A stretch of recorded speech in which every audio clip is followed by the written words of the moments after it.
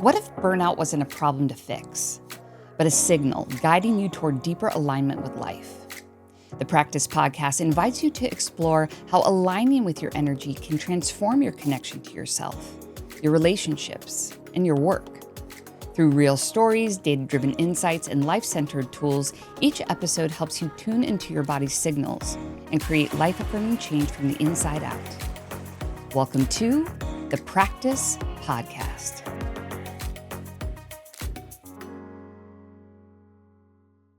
Hello, I'm Jessica Corbin. And I'm Kristi Britto. And we are the founders of SORCE, a health technology company dedicated to solving the human energy crisis. And our mission is to help people understand, manage, and renew their energy, or as we like to call it, become more energetically literate. And we do this through a combination of biofeedback technology and personalized coaching to create lasting change. And SORCE has been recognized as a NASDAQ milestone maker, featured in Startup Health Portfolio, and trusted by companies like Unilever, Accenture, and Mars to help their people thrive. And so over the years, working with thousands of people, we have discovered kind of two energy draining patterns. And the first one is that many times when people are pursuing their goals, they go blind to their energetic needs. And second, we've observed that many people, especially people in the Western world, they really struggle with listening to their body's signals and validating those cues. And this is actually a skill. It's called interoception, but a lot of people just don't have it. And it's these two patterns, this disconnection and this inability to interpret the body's cues, that is a recipe for burnout. Now, popular culture would have you believe that burnout is a result of overworking. But at SORCE, we hold it a little different. We see it as life trying to redirect you to live in more alignment with the logic of life itself. And staying aligned with your energy, especially in the relentless ups and downs of life, is almost impossible without a practice, a space or a routine where you're able to ground yourself, check in with your energy, both from a subjective and an objective point of view. And that's what this podcast is all about. So Kristi and I have been privately holding space for each other, with each other, just really looking at how our personal energy ebbs and flows, the highs and lows while building a tech startup.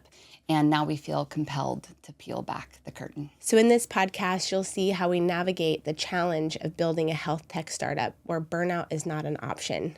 We're going to show you our personal HRV data so you can see what beliefs and behaviors actually deplete us and the risks we take to build and live this way in a way that is with deep integrity. Yeah, it is risky sometimes, but it is our hope that these conversations inspire you to reflect on your own energy and maybe even give you some tools on how to live and lead and build in a way that is energetically literate. So welcome to the Practice Podcast. We are so happy to have you.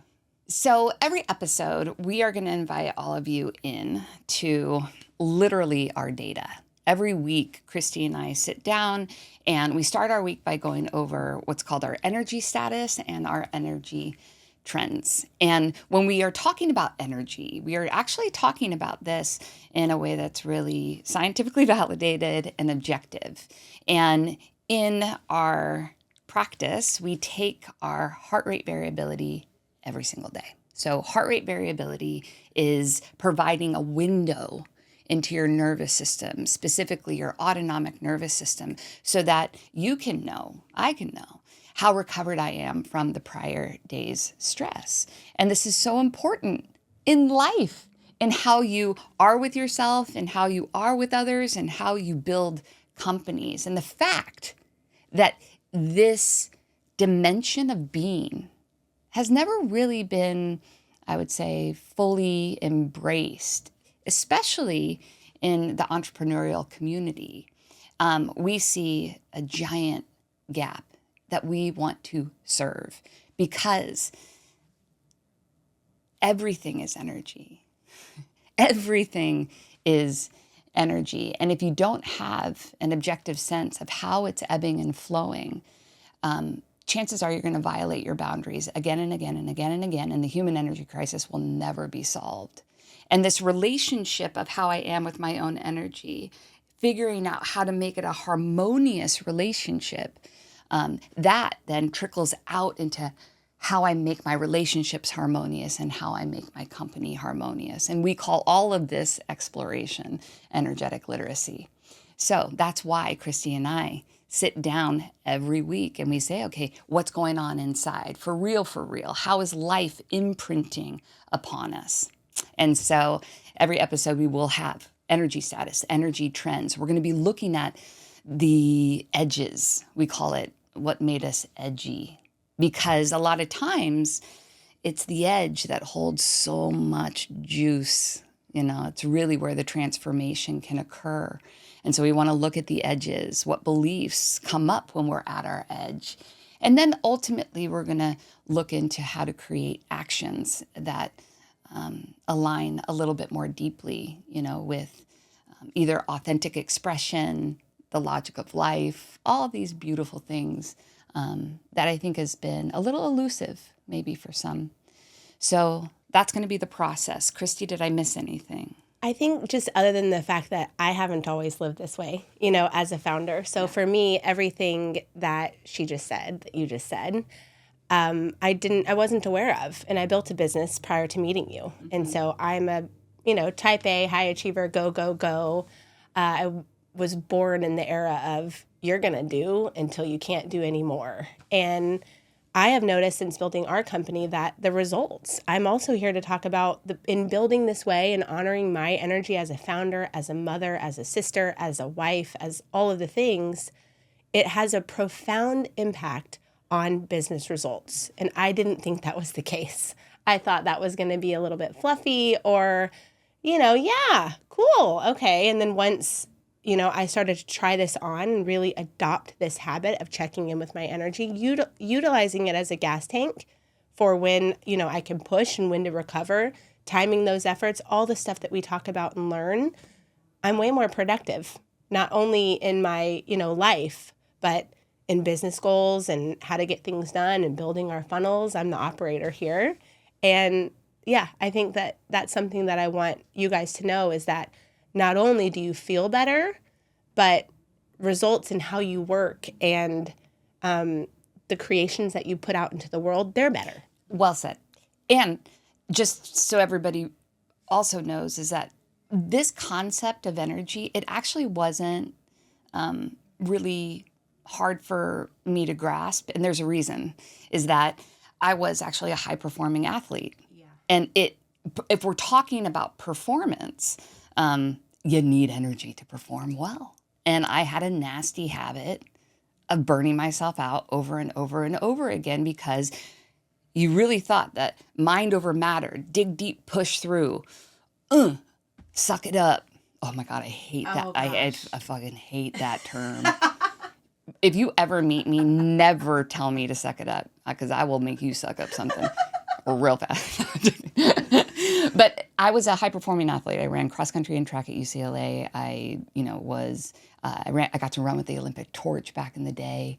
I had always been looking for how to gain the edge, and yet being exposed to Division I coaches and some really incredibly established performance experts. This was an elusive part until about, I would say, 2010, 2012, when I started to come into understanding what heart rate variability was all about and how powerful it is. So you never had to make the case with me that, you know, HRV can be used as a performance tool because, in fact, HRV was embraced by, I would say, the high sports performance community first. And now we want to translate all of those cool performance tools, we want to, or biometrics, into everyday living. The reason why a lot of people don't know about heart rate variability is because it was cost prohibitive for so long. It was relegated to systems in hospital settings or elite coaching settings, and people just didn't have access to it. And now, literally, we have created an app by which you can take your finger to your camera. No hardware required. It takes 1 minute a day. And this is a leading indicator of all stress-related disease and dysfunction. It is so much more powerful than measuring your weight. Tracking your calories. I would say even your blood pressure, like this is the one to invest time into. And we want to make it a standard of living. And then when you take this data on a team level, on an organizational level, and you start to look not just at your body, but your family dynamics or your companies as living systems, this stuff gets so cool. And we just want to turn you on to it. But you can't get so, I would say, inspired by, what's possible alone. It's true. You got to be willing to do the work. And how we move from what we would say would be a mechanistic way of living and working that's literally sucking the life out of people into a living system paradigm. This transition is so necessary, and it does come at a consequence, and it does call each and every one of us forward to get the machine out of our bodies, minds, consciousness. You got to get the machine out. Yeah, and it's a lot about unlearning instead of learning. I've had to do so much unlearning with this process of everything I thought was going to help me, build better, live better, be stronger and healthier. I had to start to decondition myself because society kind of just pushes us naturally to this way. And I don't know about for you guys, but for me, wearing so many different hats in my life right now, we're conditioned to be a mother in this way. And we have to, wake up and drink 10 cups of coffee and just hit the road. And, there's a totally different map. And I didn't even know it existed. And mind you, I will tell you that when I met Jessica, there was one app in Japanese. There was one app in Japanese with HRV. Yeah. There was one in English. She's been on this train a lot longer than most, which is why I'm so excited for you guys to hear about it in this way. Because a lot of times when, there's other HRV companies out there, which is great, a lot of it is based on performance or sleep or lifestyle. Our take is about really honoring what's inside of you, honoring your energy, self-honoring, a lot of self-forgiveness too, and just a field of care that we can all have with each other so that we can live and work and build in a way that feels better and with basic performance principle work better. I mean, we love the science component. I know. But it's so easy to get locked in the left brain, science component, biohacking, quantified self, because from that part of your brain, you're thinking, oh, this is all, I can feel certainty, I can control outcomes. But I'm telling you, if you just look at life from the left side of your brain, that analytical, rational, linear aspect, your life will end up being a flatland. You got to open up what's happening on the right side of your brain, which includes your somatic, visceral, and intuitive aspects of self. And that's where I would say SORCE is really making a big contribution to the greater market, because we aren't saying biohack yourself into never dying. No, we're saying align with the logic of life so your life can have purpose and meaning. And really so that you can ultimately get to know what is your true authentic expression. You wouldn't think that HRV would allow you to do that, but it does. I know, it's so interesting. I wake up every morning, I put my finger over my camera lens, I breathe for 1 minute, I get my energy status. It's a push day, a maintain day, or a recover day. And then I have to have an honest conversation with myself. And that's where it is for me. It's that honest conversation to go, I have a recover day. What does that mean? What contributed to that? I haven't asked myself questions like that before doing this work at all. Just go, oh, cool, moving on. But that inquiry that you do when you're looking at your energy, that is the portal to the transformation. When you're starting to dialogue with yourself, self-study, self-discovery, this, I think, is kind of a little hack because it's the linear brain going push, maintain, recover, and then it's the other side going, why? Uh-oh, and making sense of all that. And that's the vulnerable part. And that's what the biohacking a lot of times misses. It's missing that part, that that tender, juicy center where radical transformation can truly happen. Yeah, it's not always comfortable, Oh, though. man. Especially We're burning often. the last couple months. Oh, yeah, shall we? Yeah. Shall we get into it Yeah. then? Okay, do you want to go first or you want me to go first? I'll go first. Okay. So what's your energy status today? Today is a maintain day. Let me check. It's a maintain day, but I think I've been on quite a maintain trend. Mm-hmm. So let's see. Yes, today is a maintain day. So a little bit less than yesterday's maintain, but we're still in a maintain. And you can hear right now I'm recovering from a cold that I had. And I will say though, I had a big drop in my HRV that sort of signaled that something was up. So I was able to get ahead of it. This cold, I'm on day 3-ish, and I'm at the end of it now. Before, not knowing this, I would have probably led my life of burning the midnight oil and just keep going because I'm a high achiever. And that would have elongated the amount of time that I'm sick because I'm not able to catch it early. But yeah, I'm a maintain today. Okay.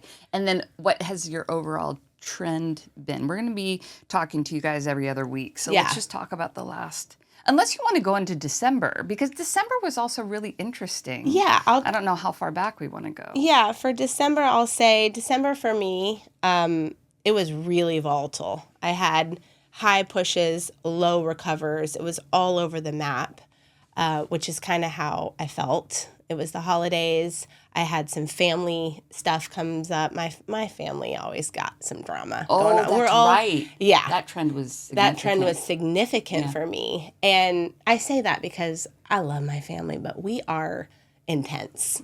My family is intense. We love hard. We fight hard. And so that really imprinted upon my nervous system. I had to close my door a lot. I had to go in and get quiet a lot. I love having a lock on my door now. I didn't have that previously. Now it's just, it's an amazing feeling when I hear the click too. It's like, oh my gosh, okay. But yeah, my data was very much big and then severe drops. So you and I had have a lot of those vulnerable cries for me and conversations around how to tend to myself during that time, especially because we had a really big launch coming up, now. SORCE has a really big launch at our company. So December was really volatile, but I'd say heading into the new year, I was feeling really optimistic. And in looking at my data and just reflecting over the last 2 weeks, LA has had the fires over the last 2 weeks, the air quality. There's been a lot of noise in my world. I'm a mom of a, right now, 7 and 5-year-old. And we've got, parents talking about different air qualities, this and that, and just a lot of dialogue and conversation. And my body is a bit introverted. I need quiet time to refill my cup. And I wasn't able to take that these last 2 weeks. And if I'm being honest, it's because I was also really worried about our launch going well, really going well. I care about our launches very much. And just so you know, Kristi handles the ops side of things. Yes. So like the details she's managing, and she has like a 4 quadrillion details. Yes. Yeah. And with that level of granularity that needs to happen in our company, any little thing that tries to blow me in a bunch of directions, I can get off kilter really fast. So with the noise of the fires, with the noise of the schools and the air quality and the schools shutting down and care being wildly expensive here for many, and then me feeling guilt for feeling that my world is crumbling while I'm looking at people's homes completely decimated, I deal with that a lot of, that's, rich people problems for me or white people problems for me. And so I had to balance that out. But inevitably, my reality feels my reality. And yeah, my data really shows it. I had a big drop. I got sick. And now I'm rebounding just a little bit here. So what was the edgiest part then over the last 2 I weeks? don't think I did it well. It's the self-judgment. It's the self-judgment. Yeah. I don't think I navigated the start of the year I actually don't think I navigated the start of the year in integrity with what we teach quite as much. Yeah. I worked more hours than I should have. Okay. Definitely. Because I wanted the launch to be perfect. And what does that mean, to work more hours than you should have? Is there an actual amount of hours, or is it a type of working? It's a type of working that I have had a strong commitment to put my phone down around 3 or 4 o'clock. You and I talked about this last year. Yeah. I said, Jess, I got to go dark around 3 or 4. I turn into mom. But she also is on at 7 a.m. So she goes early, I go late. Yeah. It's just the nature and of it works well. It does. And that blend works well. But my work for the past 2 weeks have crept into 5 and 6. And then I would put the kids on a movie, and I'm over here talking to our developers and the website, and the website wasn't launched. So I didn't honor my body's needs, what I needed, because I felt like I couldn't, because we were launching the web. So I was in this push and pull, and I'm feeling the repercussions. Can you share how you know? Yes, my neck went out. So I have my discs are janked in my neck. And this happens physically. My body will start to show signs of stress. For me, it's very physical. I don't often feel I'm stressed mentally. I notice this a lot. Yeah. So with Kristi, I do notice. I promise it's true, though. I have no doubt. It's not like I'm blind to it. So the body is keeping the score all the time. And I can see when she is ramping and revving, and it's almost intoxicating. Like, when we get into a certain groove, it is. It's almost like it creates a little bit of a buzz or a high. Yes. The body is keeping the score, and her neck is the tell. It's the tell. It's the tell. And I hate to admit it. I'm always like... And then she's like, oh, I'm fine. I'm good. And it's like, no, you ain't. Yep. And in building this company, when that happens, we have to realize that if she isn't well, like, I need her to be well for the long haul here. And we're playing the long game. We aren't building a company that we're trying to get a quick exit. It's just not what we're doing. We're building a regenerative business, and our why is fundamentally different. And so I need her well. I need her to be sustained. I need her to feel good. And if she goes out, because she's pushed herself to a point at times where she actually has to go completely dark. Yes. And that takes so much longer to rebound from than to pick up the body whisper when it's like, hey, man, I think we got to ground down, man. Yeah. When we can catch it in the whisper before it becomes a scream, it's actually so much more intelligent. It's true. And our bodies have these tells, and Kristi's neck. It told. And sometimes I do justify out by going, well, I couldn't control the fires and I couldn't control the fat. Like, my life, I know that it's built in such a way that it is hard for something out of the ordinary to happen, because I kind of puzzle piece my life in a way that works really well when it's all running correctly. But if something like a little meteor comes in and does the whole thing. So I'm starting to notice that. And one of my commitments, my husband and I were talking for the years, for me to start to build an extra padding instead of getting it all so efficient. The meteors are going to continue to come. Yeah. And so, for me, I think the lesson this year was, I'm grateful I listened enough.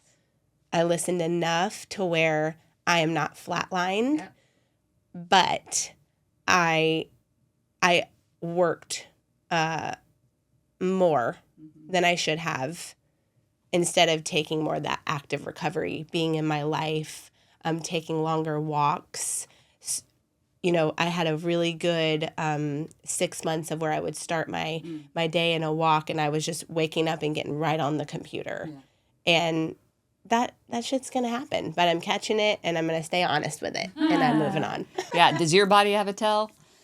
Yeah. What's your body's tell? That is mine. Is just it gets there, and it gets cranky. Yeah. I hear that.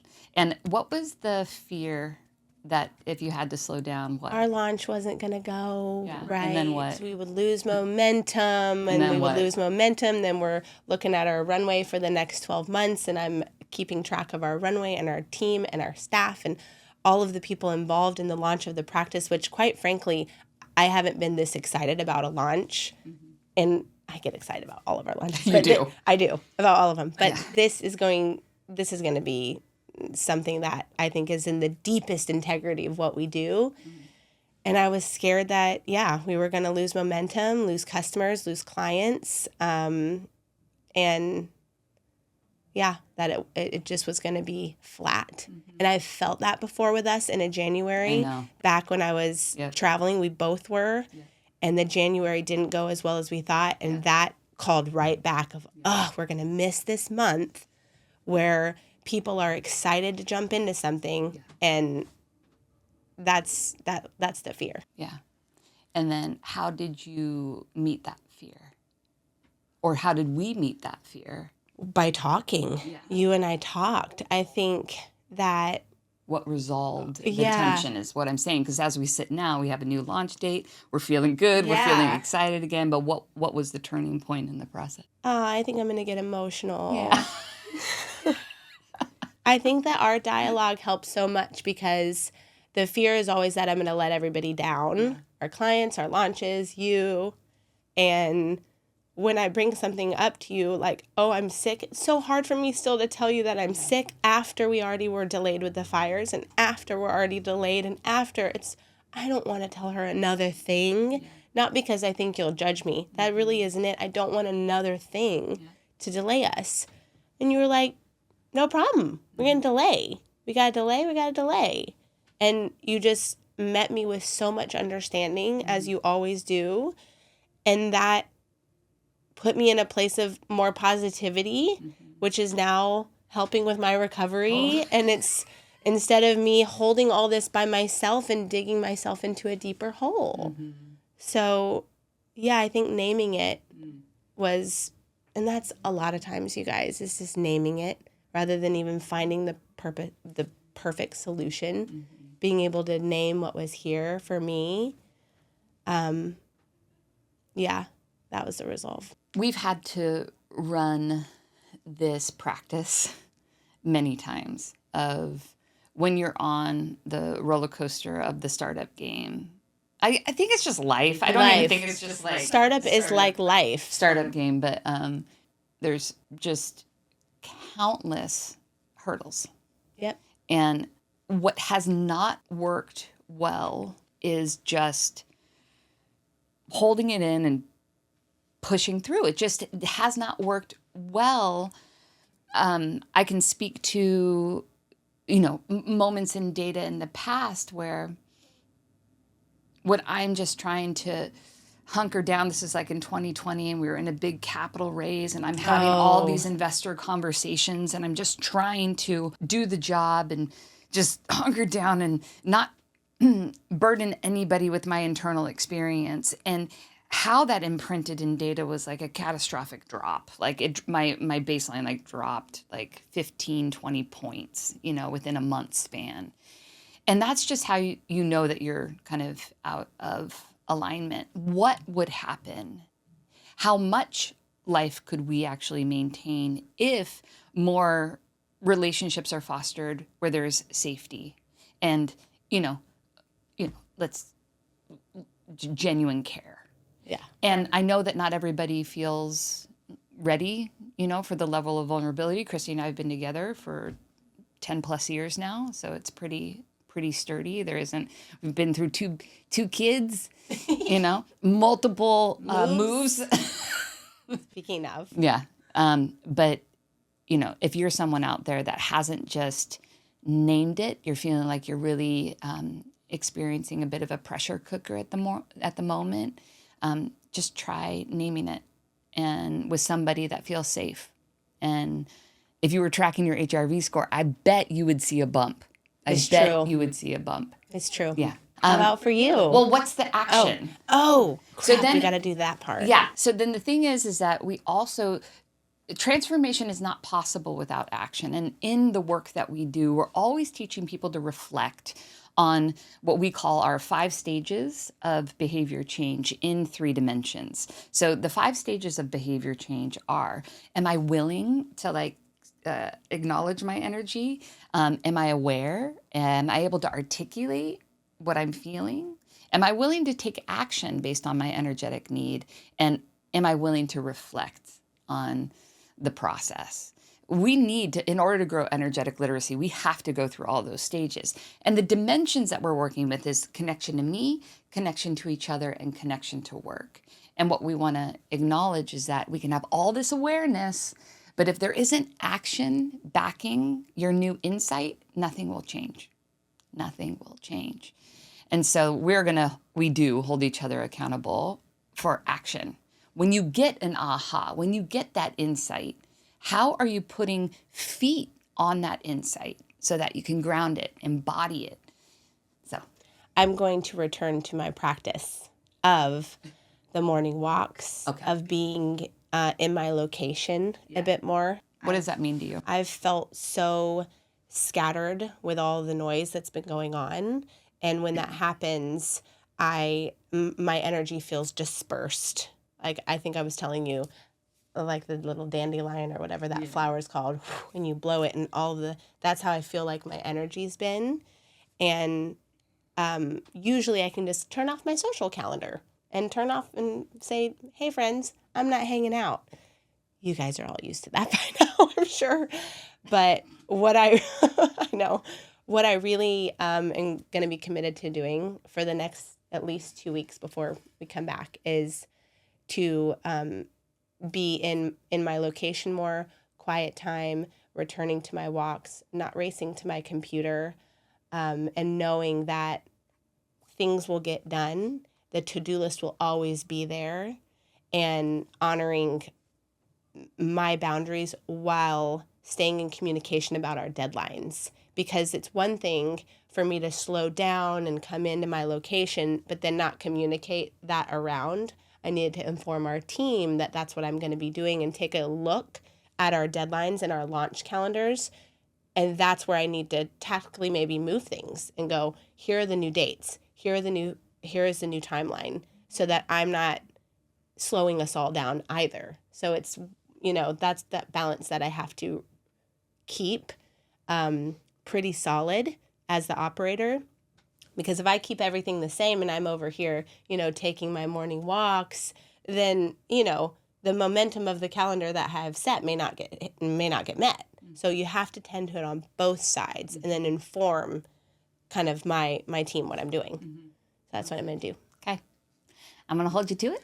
And then you're going to report back in 2 weeks how those morning walks go. Yeah. For me personally, I have a push day. And December, I'll just flash back to December real quick, because I've been very, very aware that what I want to do in December is what is called wintering. It's instead of, getting manic and going to all the parties and buying all the things, my body does not want to do that. I'm over that. That feels like it is anti-natural. And there is a whole practice called wintering, where from a regenerative perspective, this is when we need to go in, not out. This is when we need to cocoon and hibernate. And I really wanted to give myself that opportunity. And in ways I really did. I did not do a lot of obligations. And but what also just, December is a notoriously very hard month for me. And I know it is for many people. Many years ago, there was a life event that happened that changed my family. And so holidays, because of that, they're always challenging. Like they're heavy, even though there's a lot of love and also a lot of fun. But there is a type of grief that I go through every winter. It's kind of on the clock. And there isn't much to be done, but just accept that that's what it is. And I know many people can relate to that. So I've been getting very intentional. Okay, how can I winter? And I actually took myself to Trinidad, California. I got to stay in a cabin and just go in. And a consequence, again, this way of living and working, although I do believe it unlocks regenerative potential and high performance in a way that's truly sustainable, we make a decision as business owners that we turn down the dial during December. And we limit activity, very limited activity, because it's necessary for all of us and the whole organization as a living organism to winter itself and integrate. Just what a wild year it's been. So all that to say, I did. But what was so surprising in December is that with all this recovery and wintering, I was like waiting for my baseline to just poop, just like bump up. And it didn't at all. I did get sick earlier in the month. Yeah. And that definitely took a hit. And it was a nasty like lung virus that was bizarre. But my husband even went on a trip without me because I was like, nope, I'm wintering. And you go by yourself. And I was like, I had another week by myself. Nope, my baseline stayed relatively low. So that was surprising. And I still don't know what that's totally about, except for the connection piece you were talking about. Yeah, Oh, yeah. That's why. Yeah, that's true. And I too. think that's true for you because you are a true extrovert. Okay, so I have this desire to winter, but then I also really love people. So it's just, I'm figuring it out. Like without the connection, I definitely see my baseline lower, but I don't want all the stimulation. So I'm learning how to like thread that needle. I think maybe with one friend or two in the mix where we got cozy in a cabin and just like I wonder. watched movies. Do that and this year. Talk shit. That might have been great. And intentionally and meditate and do all my things. Yeah, you could do that this year and run the experiment. I went totally to the other end and kind of just went totally solo. And I don't know if it was the most life-affirming that it could be. That would have been very life-affirming for me. You're like, put me in a room My by myself baseline. for months. So it's just interesting, extrovert, how, being alone works and vice versa. This month, I came into the month, and it's been a wild month for us, as Kristi was saying, with the website not working and the launches getting pushed. But with all the challenges and these wildfires, and you would think that this would tax my system. No. I know. So I've been on an uptrend since the beginning of the year. So it's like more people, more interaction. We're back in the mix. The lowest kind of drop that I had was around my cycle, which normally happens. And ladies, It happens. it happens. If you want some proof around what you're feeling, get some HRV in your life because it's very validating to see, it's a big process your body has to go through every month, and it's a load on your nervous system. So I saw the drop there. But what I was most surprised by in the last 2 weeks is that we had this event where I fostered a displaced dog. And this was exciting because I wanted to be able to give back in a way that felt meaningful to our community. And I was like, I can take in a foster dog, but it really ended up being a very, very hard thing because they gave the dog to us. We went and picked this dog up at a hospital. We brought it home, and it was just the cutest thing that you could ever imagine. And as the night went on, he had pneumonia in the hospital, but as the night went on, he was not doing well. And he was struggling for air in a way that was very audible and scary. And, by the next day we had to take him back. And to this moment, I don't know how he's doing or what's up. And it just brought up so much grief for me personally. I have a terrible time watching innocent things like suffer. I'm learning how to handle that. And what was surprising is that my HRV still didn't drop. And I get curious around that too. And I'm going to attribute it to the fact that I let myself cry for 2 days. And I just let myself emote and I let myself process. And there's been moments in my life where I actually haven't cried for years because of trauma. And my whole system froze. Couldn't get a tear out of me. So when I see my body willing to cry and willing to process on an energetic level, I get so like grateful that my body knows how again. There's enough safety here to do that. And I think it really saved my bandwidth quite a bit. But it's been a very textured month. My action that I'm going to take is I'm going to work a morning surrender practice. I'm still trying to work through the serenity prayer of it all. Like, I get really confused about what's my responsibility to save and then what's out of my control and where I need to just like surrender and trust into something greater. So I have a morning kind of surrender practice that I'm going to take myself through and just see what kind of clarity I can get. Because that's a consistent theme in my life. I'm a pretty sensitive, I'm very strong, and I'm also like totally fragile. I think we both are in that regard. Yeah. Yeah. And so that's what I'm going to be working through over the next couple weeks. Sweet. Yeah, man.